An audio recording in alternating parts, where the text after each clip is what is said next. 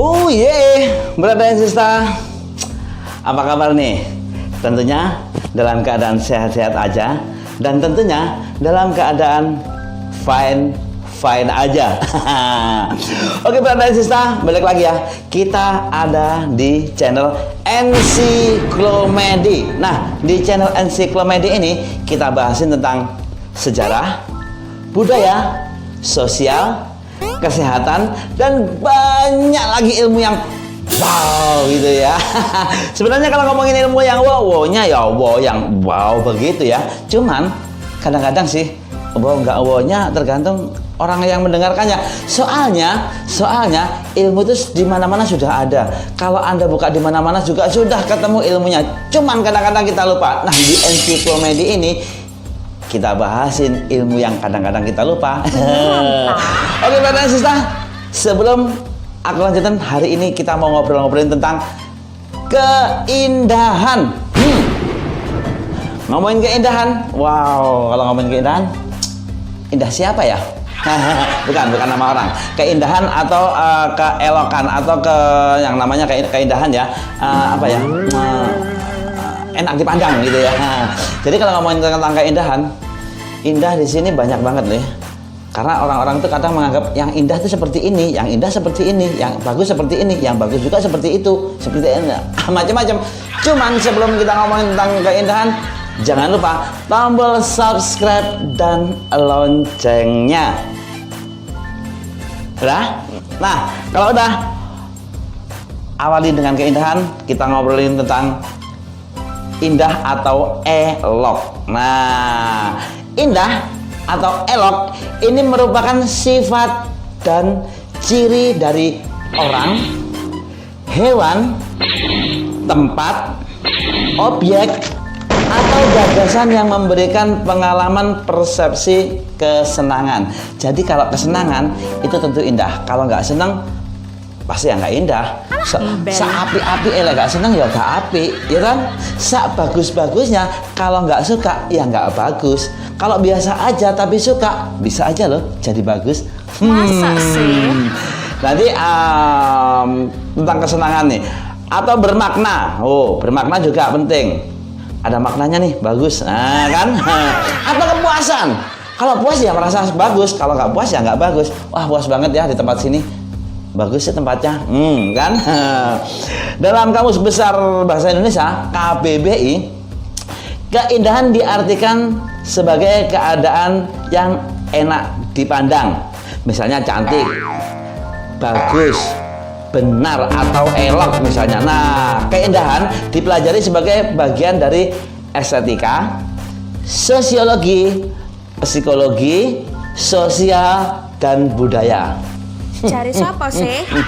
Gak penting ya. Nah, ngomongin sebuah kecantikan yang ideal nih, adalah sebuah entitas. Tahu ya, entitas itu kayak apa ya? Entitas.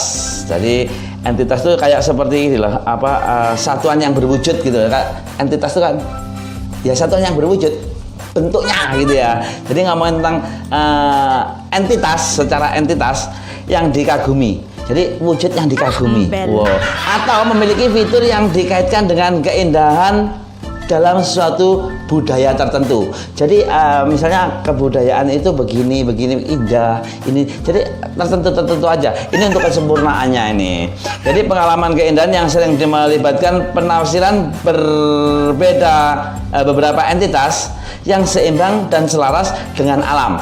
Jadi kalau seimbang dan selaras dengan alam, ini secara bentuk, secara visual dikatakan bersih indah ini. Nah, yang dapat menyebabkan perasaan daya tarik dan ketentraman secara emosional di tempat manapun, di posisi apapun, di kondisi apapun. Kalau enak, menarik, nyaman, itu pasti orang mengatakan enak banget, elok banget, indah banget, pasti begitu kan?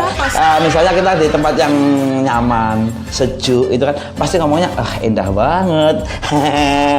Nah, karena ini adalah pengalaman subjektif, maka sering dikatakan bahwa keindahan itu berada pada mata yang melihatnya. Masa? Apa begitu?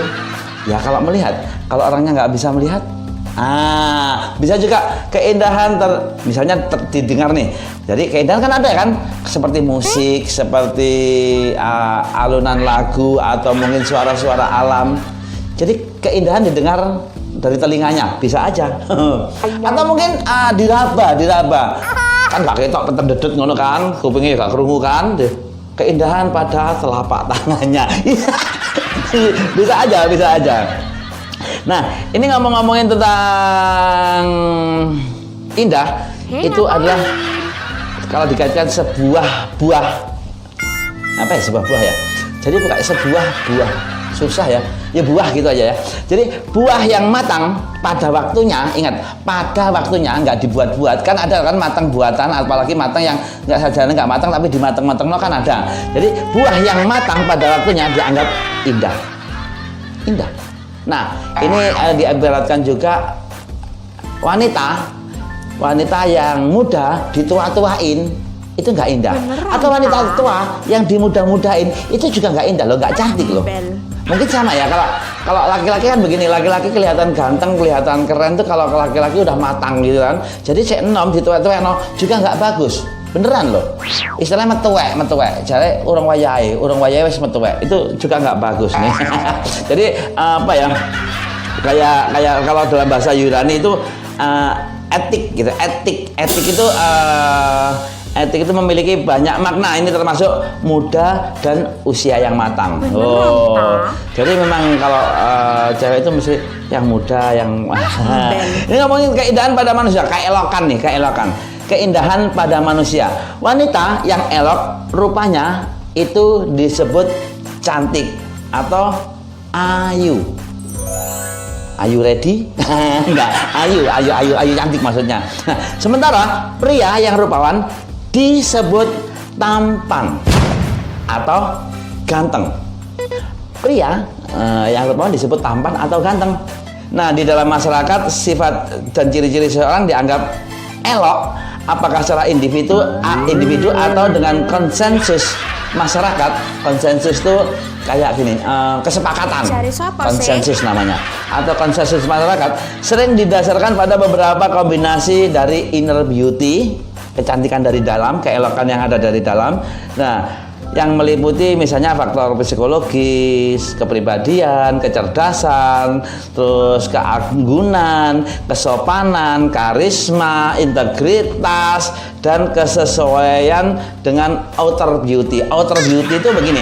Outer beauty itu misalnya kayak keelokan dari luar. Semisal daya tarik fisik, misalnya meliputi faktor fisik seperti kesehatan, kemudaan, terus simetris wajah, kemudian struktur kulit wajah. Nah itu, jadi elok atau cantik itu antara inner beauty dan outer beauty. Outer ya, inner dan outer. Jadi kalau inner tadi ya dari dalam lah, kayak adat istiadatnya gimana, sopan santunnya bagaimana, kecerdasannya itu. Itu kalau ngomongin tentang kecantikan. Ganteng juga begitu, sama, pasti nggak jauh beda. Namanya juga manusia. Kalau manusia kan sama ya, tetap sama. Nah, standar kecantikan atau ketampanan, cantik atau tampan, ini selalu berkembang. Ini berdasarkan apa yang dianggap suatu budaya tertentu sebagai berharga. Jadi gini, cantik itu orang ngomong relatif, padahal kalau sudah ada ya ini aturan-aturan cantik itu kayak apa gitu kan. Tapi setiap tahunnya selalu berkembang. Mungkin abad dulu dengan abad sekarang berbeda. Cantik di abad 14 di abad 1000 tahun 1000 abad 14 ya, tahun 1400-an sama cantik tahun 1800-an udah beda. Cantik di tahun 1800 sama cantik di tahun 2000-an sudah berbeda. Itu berkembang namanya. Kecantikan itu setiap anunya berkembang, selalu begitu. Nah, standar kecantikan itu selalu berkembang ini. Sejarah kayak lukisan-lukisan sejarah itu memperlihatkan berbagai standar yang berbeda untuk keelokan manusia. Makanya lukisan-lukisan itu lukisan zaman dulu, zaman ini. Itu kalau lukis wanita itu cantiknya zaman dulu seperti ini, cantiknya zaman mana seperti ini, zaman ini seperti ini, zaman sekarang seperti ini. Nah, seperti itu. Namun manusia yang relatif muda dengan kulit halus, tubuh proporsional, dan fitur biasa secara tradisional dianggap paling elok sepanjang sejarah. Cari Jadi siapa sih? kalau ngomongin paling cantik sepanjang sejarah adalah manusia yang relatif muda. Ingat nih, relatif muda ya, bukan harus muda, relatif muda, tubuh proporsional, dan fitur biasa. Ini secara tradisional dianggap elok ini sepanjang sejarah, dianggap paling cantik sepanjang sejarah. Masa sih? Mantap. Nah, kemudian kalau ngomongin tentang keindahan alam, misalnya keindahan alam, kalau di Indonesia ini ngomongin keindahan alam, mulai dari Sabang sampai Merauke, mulai dari ujung barat sampai ujung timur, nggak ada yang nggak cantik. Semuanya indah, semuanya baik ya. Karena Indonesia ini mempunyai keindahan alam yang luar biasa, dianugerahi landscape. Landscape itu kayak gini. Kayak gambar pemandangan, kayak foto pemandangan, kayak gambar pemandangan itu namanya landscape gitu. Jadi landscape itu pemandangan lah. Walaupun itu ada orang, ada ini, ada hewan, tapi yang dilihat secara keseluruhan adalah pemandangan. Itu namanya landscape. Nah, dari ujung barat hingga timur, deretan gunung, lembah, laut, danau, hingga taman-taman nasional ini kayak aneh. Wah, kepengen ya kita jalan-jalan ke sana ya. Ini jadi kalau ngomongin keindahan, yaudah deh, kita semua tahu keindahan itu yang bagaimana. Oke, brother dan sister, kita udah ngomongin tentang keindahan dan jangan lupa tetap tombol subscribe dan loncengnya. Kita ketemu lagi dengan bahasan berikutnya. See you, bye-bye.